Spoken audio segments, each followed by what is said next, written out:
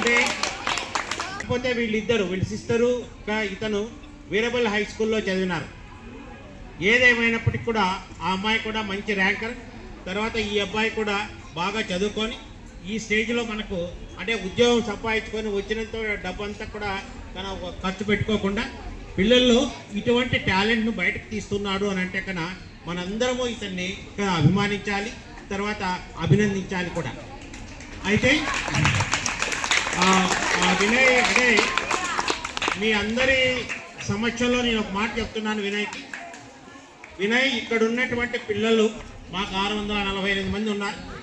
648 మందిలో ఒక్కొక్కరు అంటే విలక్షణమైనటువంటి వైవిధ్యమైనటువంటి తెలివితేటలు కలిగినటువంటి పిల్లలు మా వాళ్ళు. ఇక్కడ ఎవరే కానీ ఒక ఇద్దరు ముగ్గురు తప్ప అంటే వాళ్ళు కూడా అంటే I think that is the ఎంఆర్స్ తప్ప మిగతా వాళ్ళందరూ కూడా ప్రతి ఒక్కరూ ఒక ఆలోచనతో ఉన్నటువంటి వాళ్ళు. కాకపోతే మాకు ఉన్నటువంటిది ఏదంటే కన్నా అటువంటి ప్రోత్సాహము అంటే మీలాంటి వాళ్ళ ద్వారా అంటే మాకు కలిగించడము మా భాగ్యమే అది అవుతూ వస్తుంది. కాబట్టి ఇక్కడ ఎవరైనా కానీ అంటే ఏ హెల్ప్ అయినా కానీ ఇక్కడ మీ నుంచి పొందడానికి మేము సిద్ధంగా ఉంటూ వస్తున్నాం.